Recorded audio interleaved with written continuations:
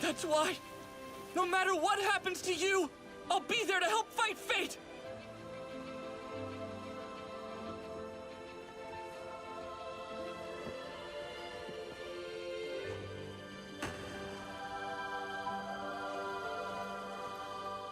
Hello everybody, Megazard X here. I'm back at it again to give y'all another exciting My Hero Academia review, and this time we're going to be going over episode 67, Fighting Fate. And due to some unfortunate scheduling events from last week, we did not have a brand new My Hero Academia episode released last week, and it was due to a big old rugby tournament that was kind of going on over there in Japan. So due to, some scheduling with some TV airings, we didn't have that episode, so it got delayed last week though, but we're finally getting it this week though. But overall, it's great to be able to be sitting down here reviewing these episodes once again. And overall, this episode definitely delivered on a lot of fronts. We went through quite a bit of things with plot, and I basically got a whole list of notes here in front of me though, because otherwise I would never be able to kind of keep myself straight though. But overall, man, this episode hit you with a lot of crucial plot points in terms of what's going to happen next and how the villains are kind of progressing with their plots and motives. And we also got some tragic backstory between two ideal great heroes, one being the big number one hero and the other one being the number two sidekick, and just seeing some conflicting ideals and just some bad vibes that was just kind of going on with that, and it was just kind of weighing Izuku down and everything though. So this episode definitely had some highlights with plot as well as some backstory and emotional moments that just kind of mixed it all together, and that's one of the things I really enjoyed and liked about this episode though. But without any further ado, let's go ahead and dive straight up into this episode review of My Hero Academia.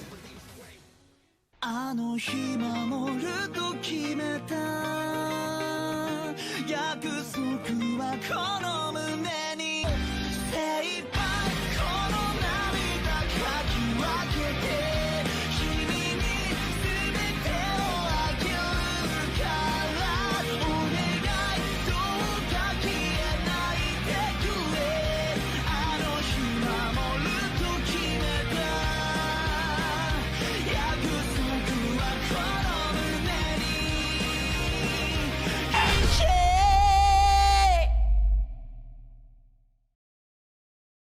So starting off at the very beginning of the episode, we basically had Izuku kind of walking along with Togeda, and they were just walking the streets because, due to the events from the previous episode, they were basically kind of looking for this dude that was called Chisaki, who we know as Overhaul. Whenever Overhaul kind of made that confrontation with Shigaraki with his League of Villains and everything though, basically they were trying to stay on the down low and, try to, get some information out of this dude, like where he might be going, what he might be doing next, just some kind of hidden things, trying to stay low on the radar, because apparently this dude could be kind of associated with villain work, but they never had anything kind of concrete evidence for him in order to say he committed a crime, so that way they can actually turn him in. So they're trying to figure out, what kind of angle this kind of dude was working on. And basically, it was just kind of them walking across the streets and stuff, and Togeda was basically saying, hey, since this is your first day on the work study, if you got any questions or concerns or anything like that, hey, you can, talk to me. I'll be right here. I can kind of walk you through some of the different things because this is your first day on the work study and everything.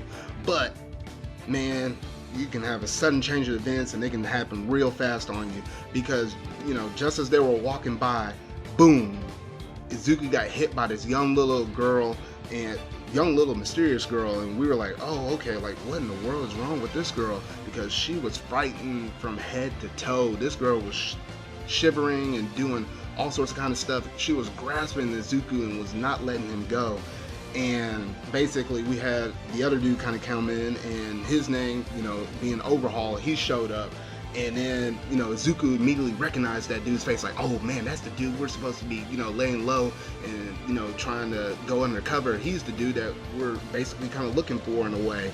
And, Izuku was trying to keep his calm, cool demeanor a little bit, but he didn't do it super well as the way that how Togeda handled it, because he played it off very cool, and he knew that Izuku was kind of struggling during those moments. So he was kind of basically trying to basically kind of lay it cool to Overhaul and, you know, try to lower suspicion, because if he gets too suspicious, then he ain't gonna come out, you know, into the community and do whatever he, you know, what he normally would, and it'll be that much harder to be able to find and locate him and see what he's kind of up to though. So he was playing it very cool, but Izuku was kind of handling it a little bit rougher, and you can kind of see it because due to the fact of how Airy looked, and that was the name of the girl, Airy, due to the fact of how Airy looked and the way that she was just grasping for life against Izuku, it just kind of got you to think like, wow, you know what, if I was in that situation, I wouldn't want that child to go back to him, because what the dude basically said was that was his daughter, and we don't know if that's exactly true or he was just kind of playing this off of the heroes, so that way,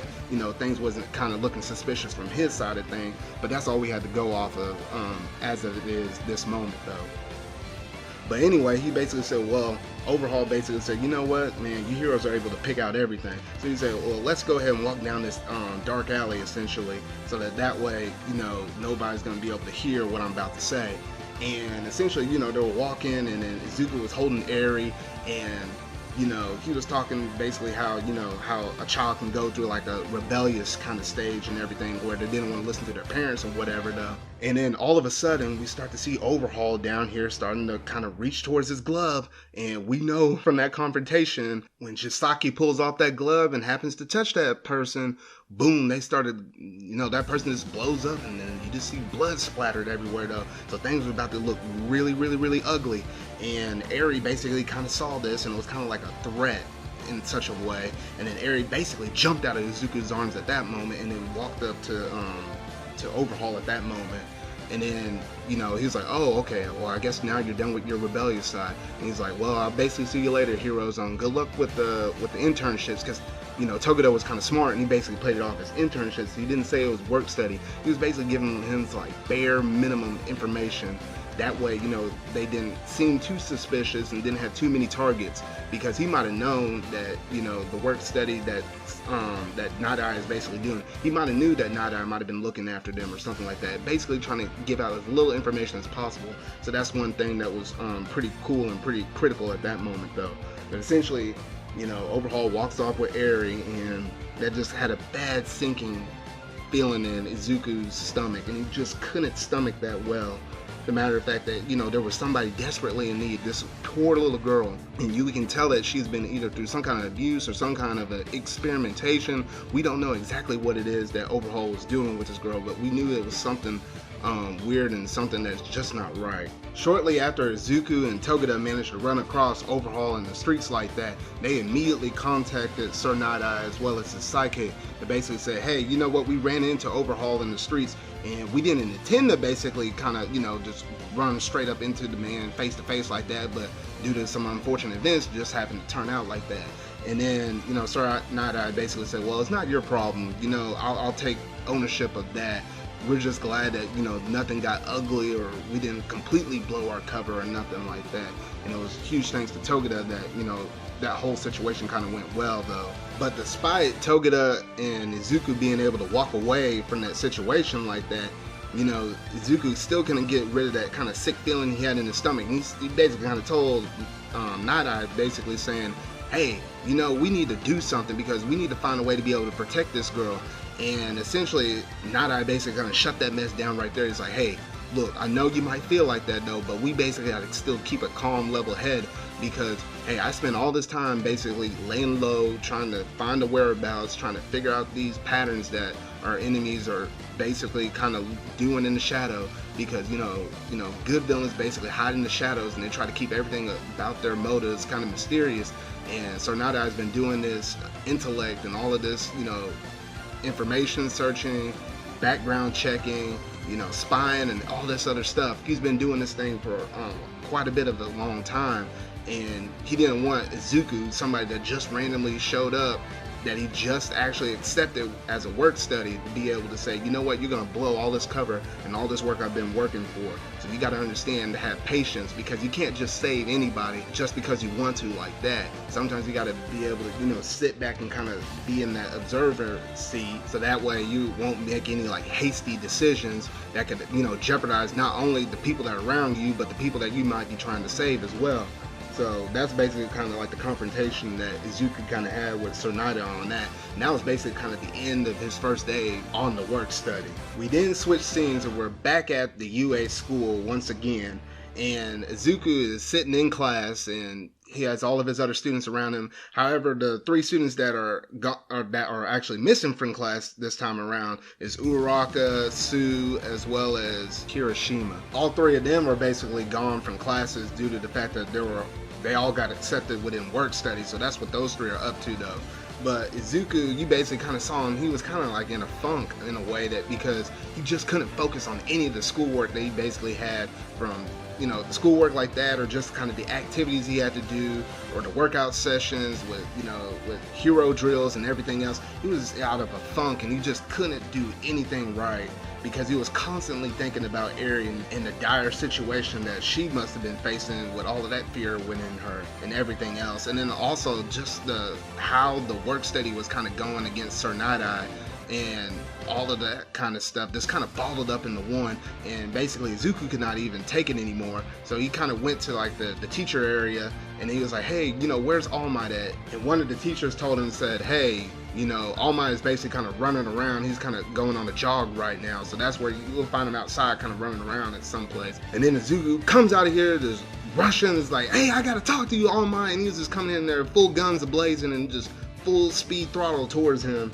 And man, he had a bone to basically pick with All Might at that point though. But anyway, so he kind of got down to the nitty gritty and he kind of basically said, hey, why are you hiding secrets from me? You know, why didn't you tell me that you had this really, really, really bad relationship with Sir Nighteye and you?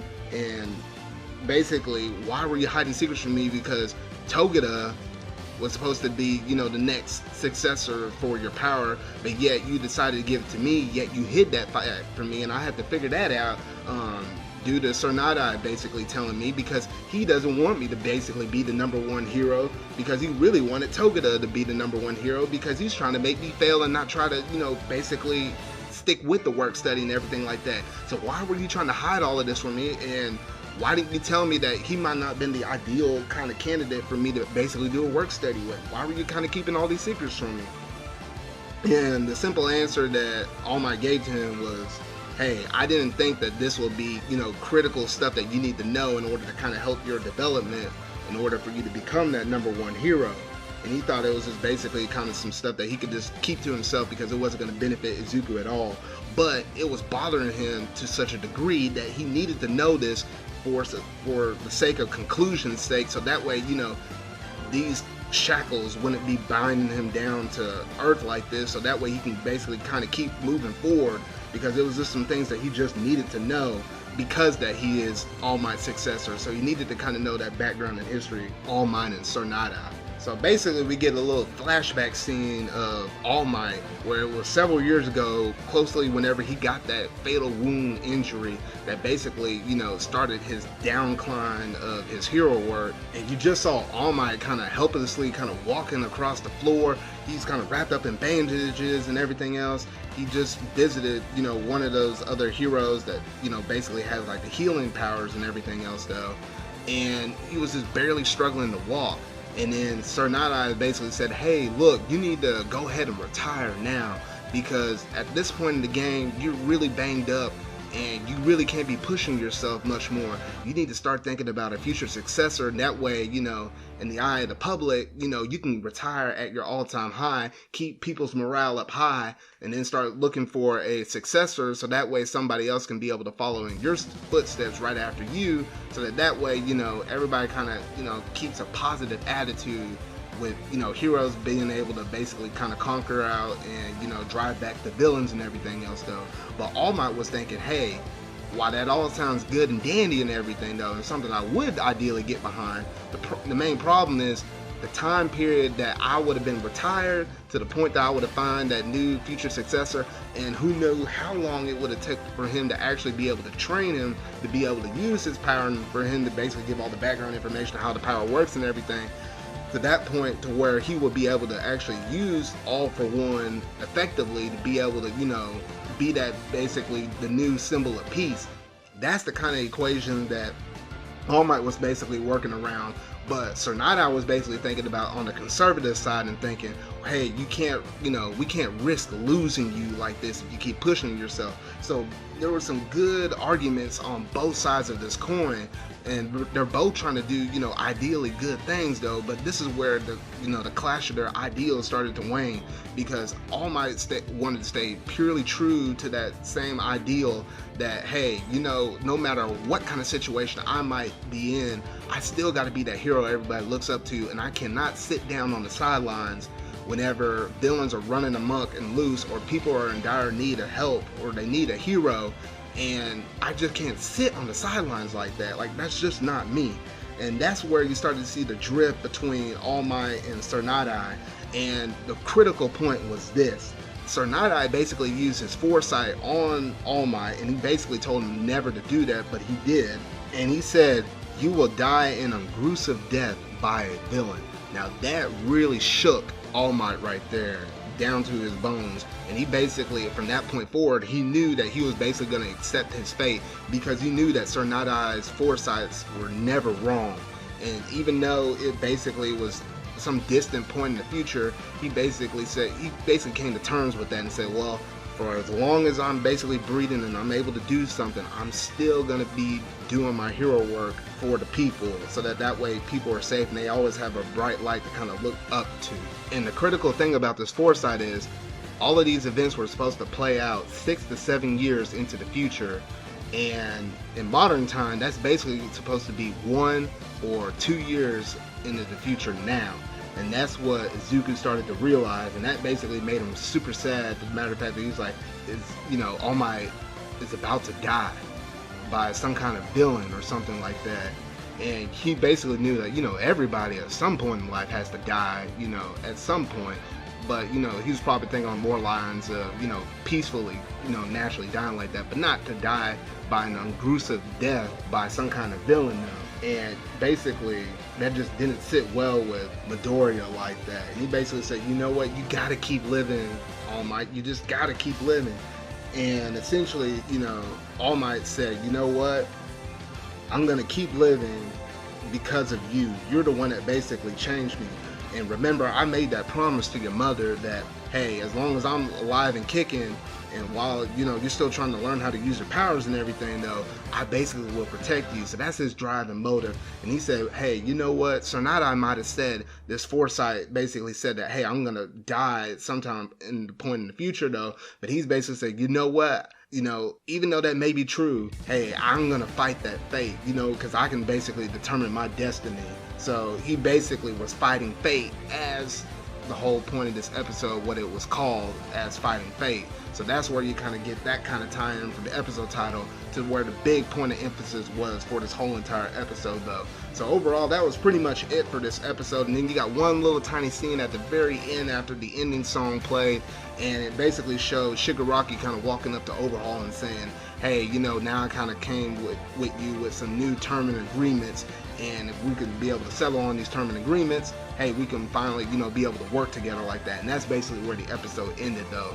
So overall, I was really impressed with this episode. It was able to do quite a bit of stuff, and that was super emotional, just kind of seeing Izuku and the way how he had to figure out the rough way that, All Might was supposed to die at some point within like a year or two from now. And it just kind of shook me a little bit, to be honest. But when an episode is doing really well, whenever they're able to hit you in those feels and you're able to relate with those characters on that kind of level though. But overall, I was just genuinely impressed with this episode though, and I'm really looking forward to the next week's episode. However, next week's episode is going to be a little bit different, because we're stepping away from our main character a little bit, from Izuku, and we're actually going to have a Kirishima focused episode, and it's going to be showing how he's basically handling his work study, similar way to how Izuku is. However, the interesting thing to note is Sir Nighteye basically said, hey, we're going to work with other organizations in order to kind of flesh out Overhaul like this. I'm wondering, this is how they're going to kind of show how Izuku's work studies with his agency is going to be able to tie into Kirishima's work study with his agency. But that is all that I have for y'all for this week's episode review of My Hero Academia Fighting Fate.